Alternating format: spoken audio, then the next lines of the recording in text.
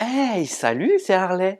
Et aujourd'hui, sur Voyageurs du cinéma, on va parler de Bird of Prey.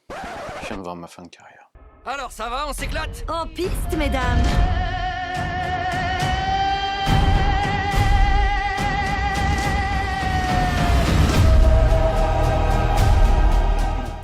Harley Quinn et le Joker, c'est fini.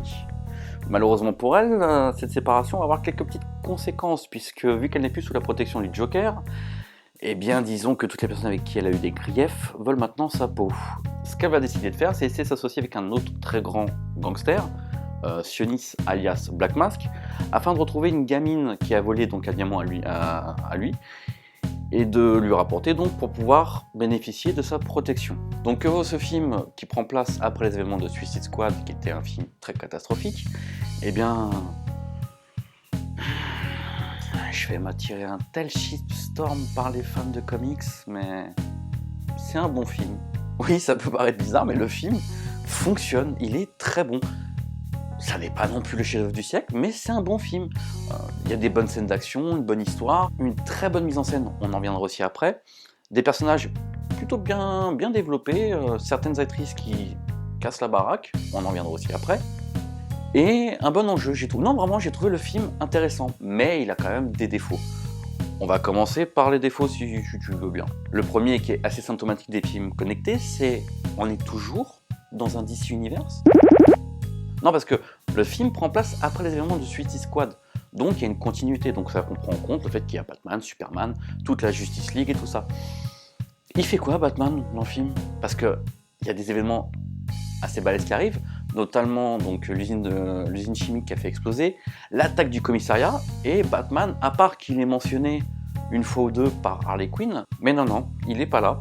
Ni lui, ni d'ailleurs les autres de la Justice League. Et ça, du coup, c'est assez symptomatique de ces films-là, parce que le Marvel aussi a eu ce problème-là, a commencé à le changer, mais bon, plus en mode clin d'œil qu'autre chose. Mais quand tu as un univers connecté, quand tu veux créer toute une série de films avec un univers connecté ensemble, tu ne peux pas jarter des éléments qui sont présents. Batman, c'est quand même le justicier de la ville de Gotham. S'il n'apparaît pas, ne serait-ce que quand il y a une explosion, ou juste l'attaque du commissariat, c'est pas très logique. Au même titre que le Joker n'apparaît pas dans le film non plus. Donc Jared Leto, c'est fini, c'est terminé. Je pense que c'est un mal pour un bien, mais ça manque. Tu te dis, ouais, enfin, même pas une petite apparition. Enfin, quand même censé être le plus grand gangster de Gotham. Et là, t'as l'impression que c'est plus donc Sionis, Black Mask, joué par Ewan McGregor. On va revenir aussi sur lui tout à l'heure. T'as l'impression que c'est plus lui qui est le plus grand gangster de la ville. Je pense qu'ils ont voulu faire un film un peu solo, tout en faisant une continuité malgré tout pour expliquer le fait qu'il y a Harley Quinn et tout ça, mais je trouve que le film a un petit peu le cul entre deux chaises là-dessus. C'est un défaut qui saute aux yeux assez évident si tu suis le DC Universe, bien entendu. Donc voilà, Joker qui a dû partir certainement en vacances après sa séparation, et Batman qui doit être dans son jacuzzi pour se reposer. Je sais pas, je vois pas trop. Et encore, je te parle que de deux, mais t'as toute la Justice League maintenant. Deuxième point négatif, c'est que même s'ils ont corrigé l'erreur qu'il y avait dans Suicide Squad de dire que c'est censé être des méchants, mais ils ne font rien de méchant, là ils font des choses donc de méchants, mais comme tu suis Harley Quinn, ça reste assez aseptisé. Mais ça colle au personnage, je trouve, dans le sens où Harley Quinn veut s'amuser, veut s'éclater, tuer, mais pas forcément du jeu. Elle, ce qu'elle veut, c'est s'éclater. Et d'ailleurs, tu as une scène assez furtive, parce que je vois j'ai quand même remarqué un petit peu avec les gens dans le cinéma. J'ai discuté avec 2-3 personnes en sortant du cinéma pour prendre leur avis et tout ça. Ils n'ont pas fait gaffe sur cette scène, mais à un moment donné, elle tue quand même quelqu'un de sang-froid. Donc tuer, c'est pas un problème pour elle. Le problème qu'il y a, c'est que elle ne s'en prend qu'aux méchants dans le film, vraiment.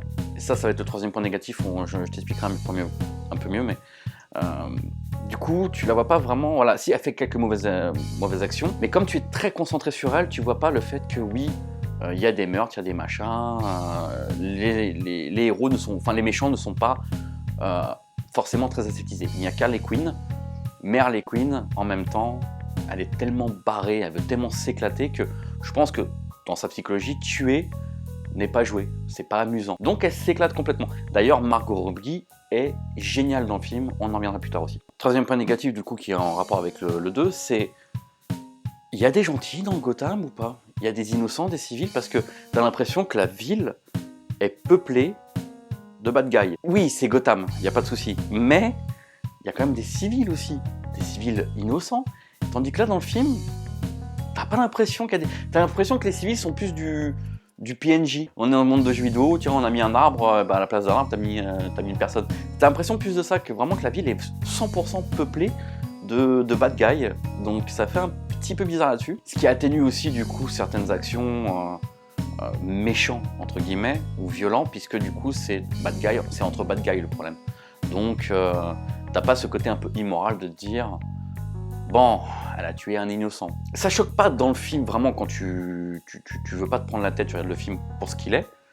Mais si tu veux analyser un petit peu, rentrer un peu plus dans le détail, tu te dis ouais, enfin, ils sont où les gentils?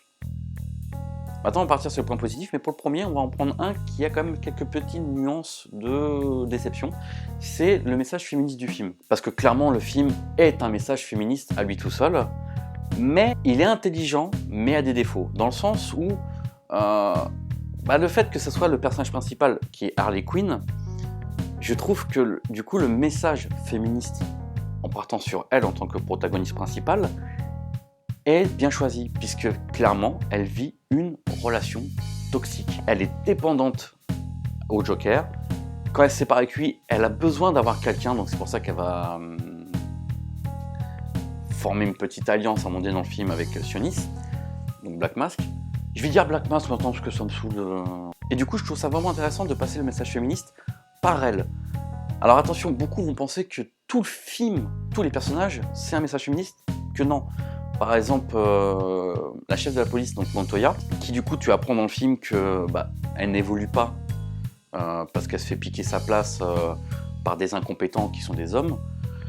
Le message, c'est pas le fait que ça soit des hommes forcément, c'est tout simplement de te dire que dans le travail, c'est pas forcément le plus doué qui sera récompensé, et ça c'est visible dans la vie de tous les jours. Donc là-dessus, je trouve que c'est pas vraiment un message féministe, c'est plus un message de la vie de tous les jours, de te dire que c'est les nazes qui vont diriger le monde, qui grimpent en flèche en étant des pourritures finies, et que quelqu'un de bien et talentueux peut être bloqué par eux. D'ailleurs, maintenant que j'y pense, il n'y a que ces deux personnages-là où il y a un message féministe, parce que Black Canary, son histoire n'a rien à voir avec le féminisme, vraiment.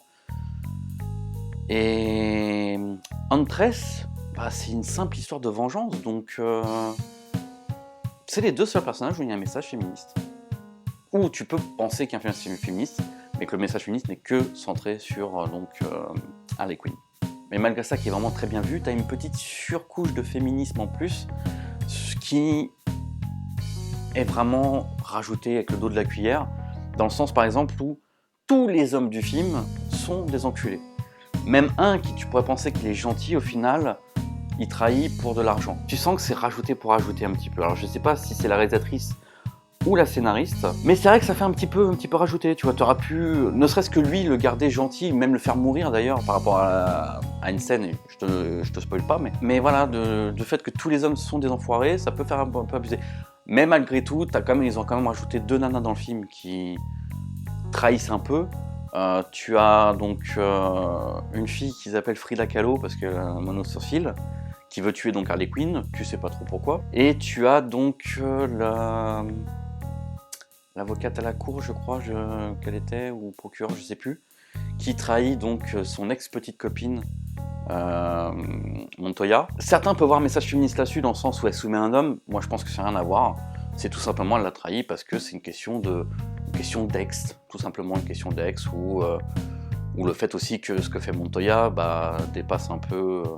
elle va un petit peu hors la loi alors qu'elle est flic. D'ailleurs, j'ai une petite théorie sur la relation entre Montoya et Hélène, donc la procureure avocate, qui est en rapport avec une anecdote vécue, et peut-être liée avec la réalisatrice. Je te raconterai après, mais ça me ferait rire si j'ai vu juste. Je te mettrai cette petite théorie à la fin de la vidéo. Donc voilà, ensuite il y a tout le côté action qui est vachement bien réalisé. Les chorégraphies sont vraiment bonnes, surtout que j'ai entendu dire que Margot Robbie avait réalisé la plupart de ses cascades, donc elle s'est investie dans le rôle. De manière, tu sens que qu'elle s'éclate à jouer le personnage, vraiment, elle est le personnage. Ça n'est pas le personnage de vos comics, à un moment donné, il faut comprendre le terme adaptation, mais elle s'éclate vraiment dans son rôle, et ça se ressent, elle est à 100%. Voilà, donc c'est vrai que les scènes d'action, je les ai trouvées vraiment bonnes.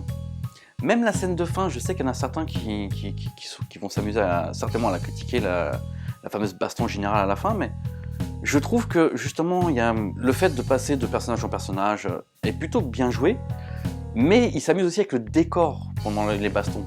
Le décor n'est pas là juste pour dire qu'il y a un décor, il s'amuse avec aussi, et ça reste assez rare dans les productions de nos jours. Donc je trouve là-dessus que c'est plutôt bien joué. Et puisqu'on parle de la réalisation des scènes d'action, on va s'attarder un petit peu sur la réalisatrice, donc Cathy Yan, et de sa mise en scène dans le film. À savoir, c'est qu'à la base, elle était reporter pour le Wall Street Journal, notamment, et qu'elle s'est lancée après dans la réalisation, elle a fait quelques courts-métrages, et c'est son premier vrai film, vrai long-métrage, gros budget, gros studio, donc elle se fait refiler quand même un bébé assez énorme dans les bras pour son premier film, et elle s'en sort à merveille. La narration fait beaucoup penser au début du film, en tout cas, à du Deadpool, le cassage du quatrième mur, le fait des allers-retours entre le présent et le passé. Ça c'est pour le premier tiers du film, mais après ça se laisse couler. Mais au niveau de la réalisation, c'est assez fantastique je trouve, notamment au niveau des jeux de lumière.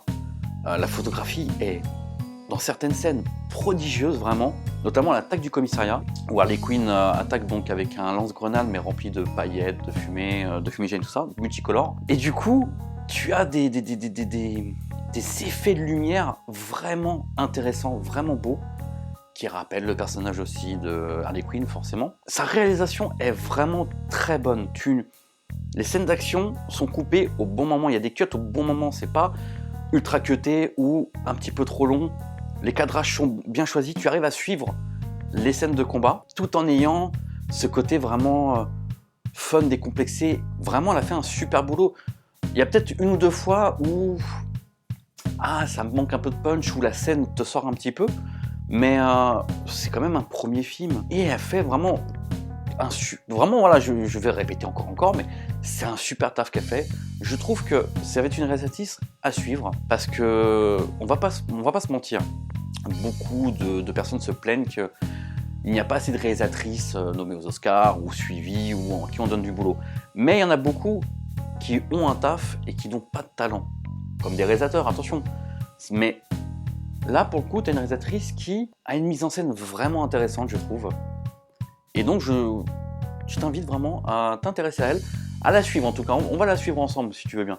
On va voir son prochain film, ce que ça donnera, parce que elle est vraiment intéressante. D'ailleurs, vu qu'on parle d'elle, on va revenir sur la fameuse théorie que je te parlais tout à l'heure, qui est liée entre Montoya, Hélène, elle. Elle a pris pour jouer le rôle de Montoya Rosie Perez. Donc, tu la connais peut-être pas beaucoup, mais sache que les gens de ma génération, on l'a surtout connue pour Do the Right Thing de Spike Lee, et Les Blancs ne savent pas sauter, qui, sache-le, à l'époque, beaucoup de gens de ma génération avaient vu ce film, et dans ce film-là, elle pue le sexe. Prends pas mal, hein, c'est pas du machisme ce que je suis en train de te dire, c'est que elle transpire la sexualité.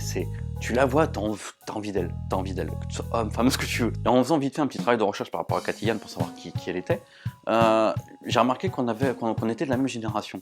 Et je me demande si quand on était gosse, si elle a pas vu le film à la même période que moi du coup, et si elle s'est pas tapé le même fantasme que moi sur elle, parce que du coup, donc, elle transforme Montoya donc en lesbienne. Je me rappelle, je suis pas sûr qu'elle était lesbienne dans les comics, je m'en souviens pas, mais je sais plus, je suis plus très sûr. Donc elle est lesbienne et elle était en couple donc avec la procureure Hélène, et elle est jouée par Ali Wong, une actrice d'origine asiatique.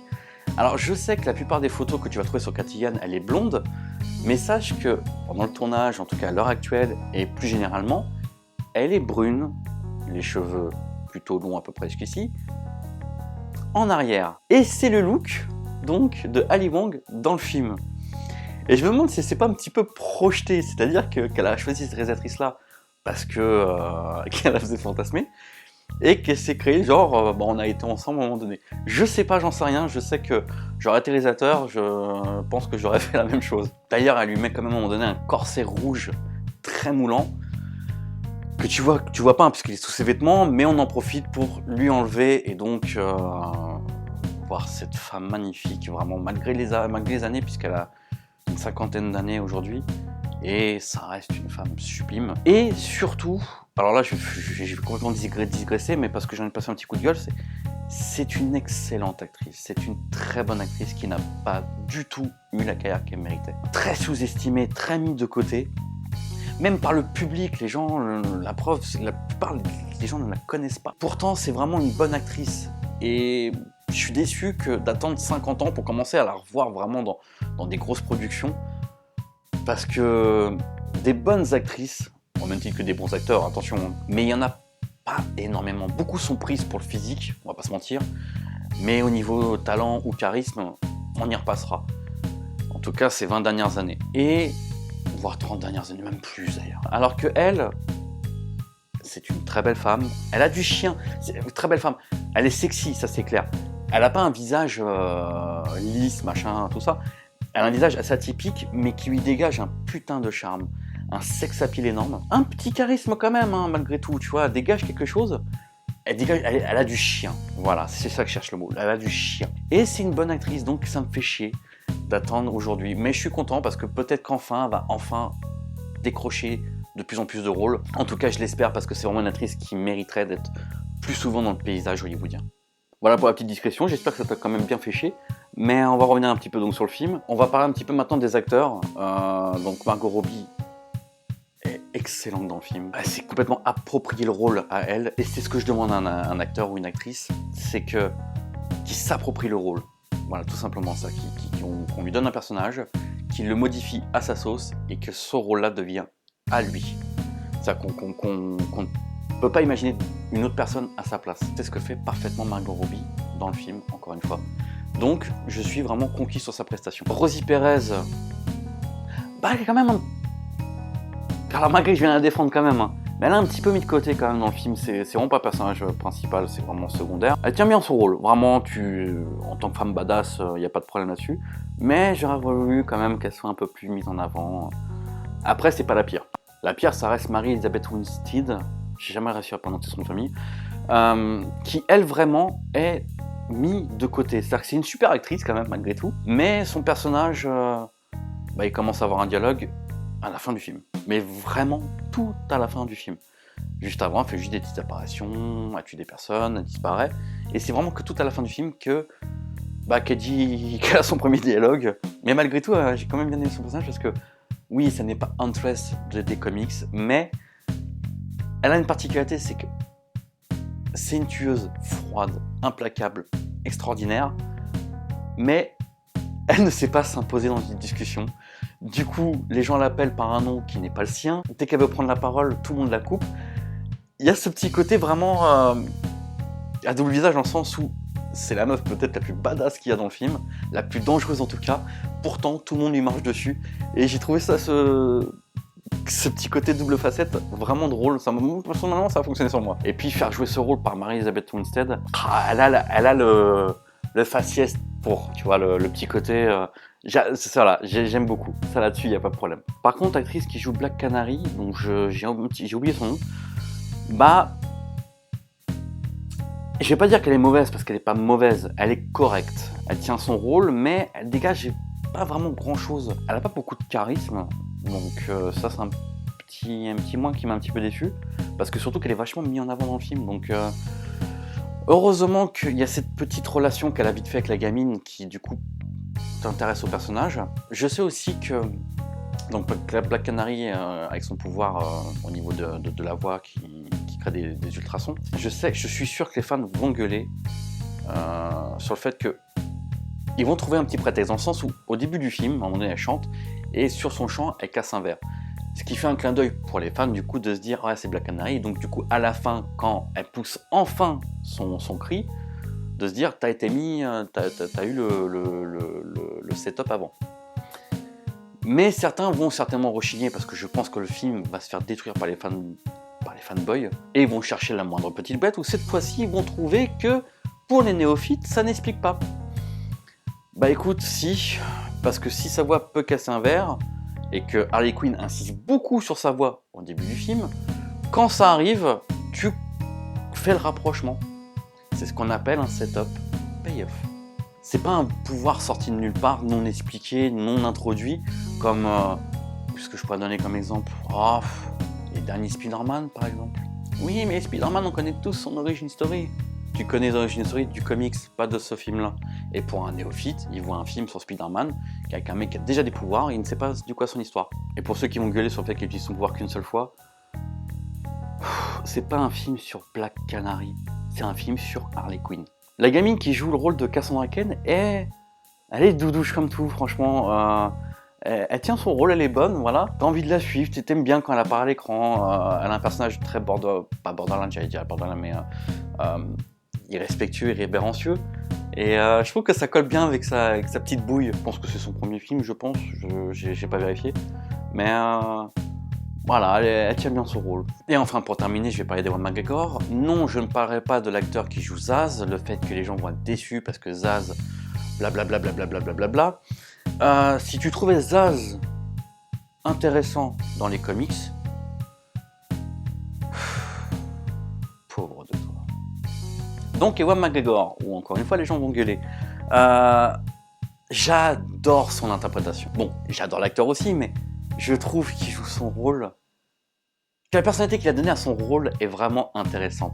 Ce petit côté un peu playboy, un peu efféminé dans sa gestuelle, sa façon de faire, mais complètement borderline, complètement starbé dans son crâne. Et j'ai trouvé ça vraiment intéressant. Ewan McGregor s'éclate, se donne à fond, il cabotine à 100%, mais ça colle au personnage, je trouve. Cabotiner peut être une bonne chose des fois. Je sais que les gens vont être déçus sur le fait qu'il ne porte pas son masque dans le film. Une seule fois, une scène, à un moment donné, il porte son masque vraiment pas longtemps. On va être honnête 2 secondes. Il est ridicule comme masque. C'est un truc qui fonctionne dans un comics, dans une bande dessinée, dans un jeu vidéo. Mais en film, non, c'est ridicule. Moi personnellement, je sais que j'aurais trouvé ça ridicule. D'ailleurs, quand il met son masque, c'est ridicule dans le film. Heureusement qu'il le garde pas longtemps. Donc je m'en fous en fait de son masque. Par contre, j'adore ce que McGregor a fait avec le rôle, vraiment. Et la scène finale, spoiler, hein, donc quand Harley Quinn le bat, je ne m'attendais pas du tout à voir ça. Je m'attendais que ça soit du hors-champ, et non, c'est en gros plan. Enfin, tu me diras, si t'as vu le film, tu me diras ce que t'en penses de cette scène. Parce que moi perso, je m'y attendais vraiment pas. Donc j'ai trouvé ça vraiment plutôt pas mal. Bon, ça finit sur une dernière vanne pas terrible. Ah oui, t'as aussi Sayen, j'ai pas parlé de Sayen. Elle sert strictement à rien dans le film. Elle est là juste pour planter une vanne et pour rappeler le fait que Harley Quinn a des hyènes. C'est tout, elle ne sert strictement à rien. Ça peut être une déception. Ça peut être même une grosse déception parce que j'aurais kiffé l'avoir débarqué avec 1 voire 2 hyènes à ses côtés. Ça aurait pu être kiffant quand même. Mais bon. Donc voilà, résumé, j'ai vraiment bien aimé le film.